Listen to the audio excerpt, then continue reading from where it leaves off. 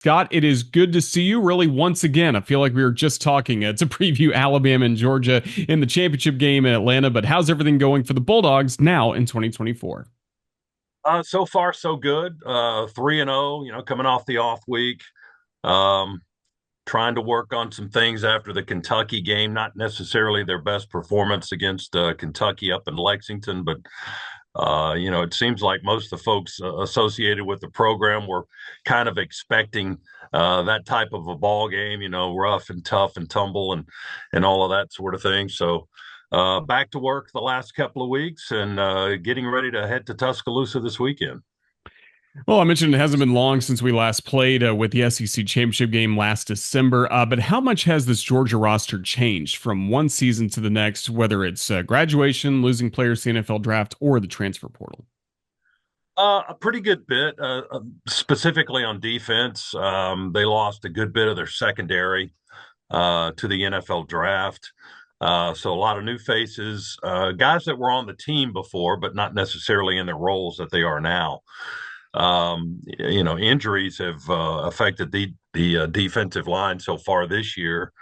So Georgia's trying to work through that.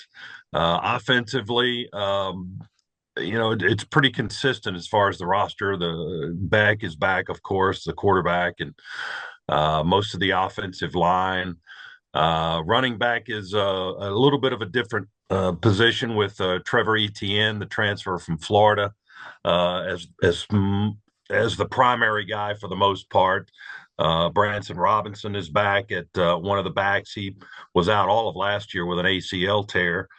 So he's coming back from that. But, there's mix and match at the wide receivers. They got some transfers in at that position in Colby Young and Michael Jackson from Southern Cal, Young from Miami, and London Humphreys from Vanderbilt. So other than that, those guys are mixing in the rotation. But every year they lose guys to the draft, just like Alabama. So it's a lot of replacement and a lot of good recruiting down the road to fill those spots. Looking at Carson Beck back once again as Georgia's quarterback, what have you seen from him so far this year? And when he's at his best, what's he doing for the Bulldogs? When he's at his best, he's getting Georgia into the right play. He's being accurate with his throws. He doesn't. He's not a panicky guy. He doesn't. He doesn't make something happen if it's not there. If the play's not there, he's going to live to play another day, which is uh, something that Georgia certainly preaches a lot at that position. Don't force the issue. This season he's pretty steady.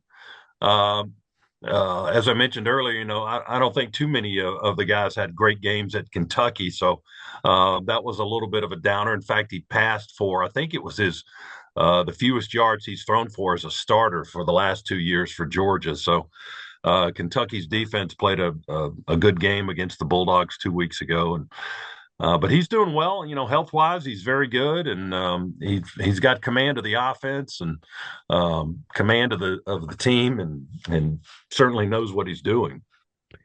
And you mentioned Georgia trying to get healthy at this point as well. How have some injuries really impacted this team getting ready for Alabama?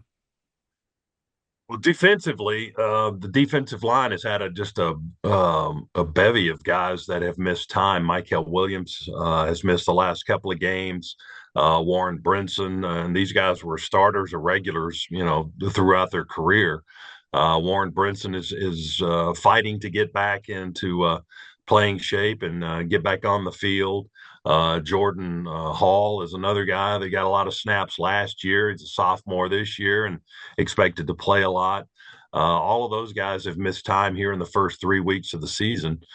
And I'm not sure at this point, as we're doing this, what the availability is for Saturday's game. So hopefully, some of those guys, if not all of them, are available to play this weekend. But let's force Georgia to use some younger guys, um, change some guys at positions. Ty Ingram Dawkins has gotten a lot more snaps now. He was, I think, defensive lineman of the week in the SEC after Kentucky had a nice game in Lexington. So you're seeing some guys that maybe aren't really supposed to be getting as many snaps uh, as expected, getting a lot more snaps now and trying to take advantage of opportunities. So that's the good news. The bad news is your frontline guys still aren't healthy enough to play, and that's always damaging because they're starters and they're frontline guys for a reason. So you want your best out there. Then how about the news about Tate Ratledge and what does that do to the offensive line for Georgia? He's he underwent some ankle surgery, so he's out for a little bit. Well, that takes away a lot of leadership, takes away a lot of experience, a ton of starts with Tate in his career.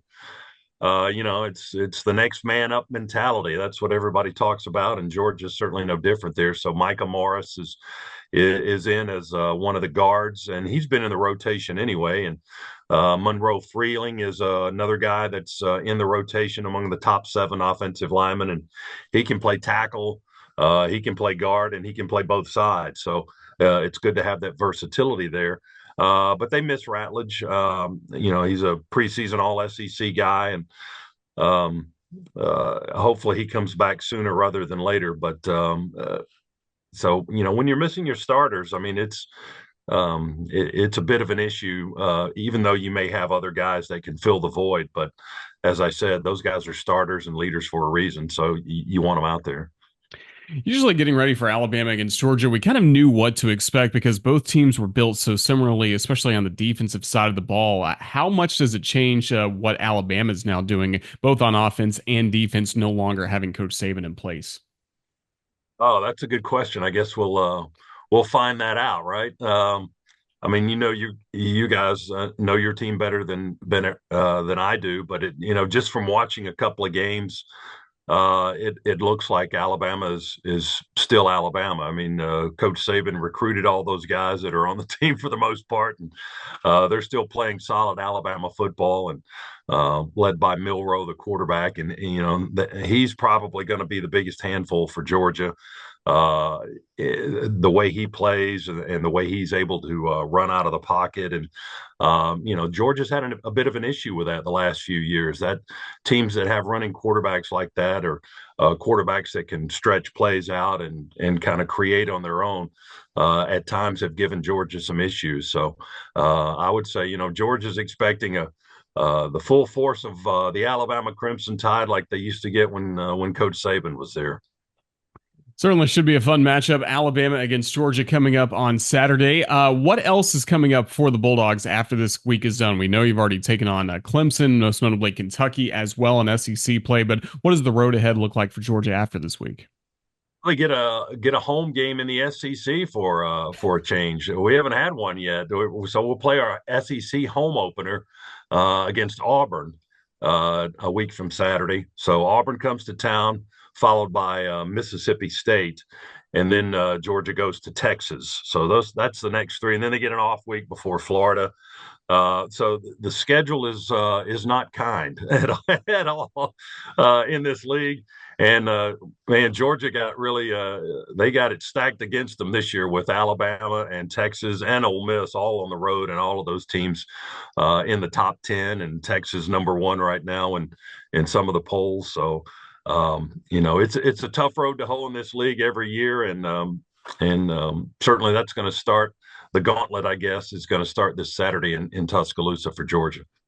Is it still hard to wrap your head around Auburn the first weekend of October, as we got used to that matchup so late in the year? You guys always played Auburn and Georgia Tech. It seemed like to close out every season. That and Kentucky, we've never played them in September outside of 1942. And we play them, as the SEC opener a couple of weeks ago. That's strange. Tennessee, where they are on the schedule in late November now, is strange. So it's all jumbled up, and I guess that's what we have to get used to moving ahead in college football. Just changes and more changes stacked on top of one another. But hopefully this weekend is good, and they'll think about those dates and the other games a little bit later on down the line. Absolutely. Well, this week it's Alabama against Georgia. Who knows, Scott? We could be talking again, getting ready for Atlanta or the college football playoffs again this year. It's exciting to see these teams come together, and we look forward to seeing you on Saturday. Just thank you for all the time you've given us breaking down the Bulldogs. Safe travels. Thanks, Roger. Just a boring old regular season game this week. How about that? No trophy on the line, so should be a walk in the park, right? Thanks for having me. I appreciate it.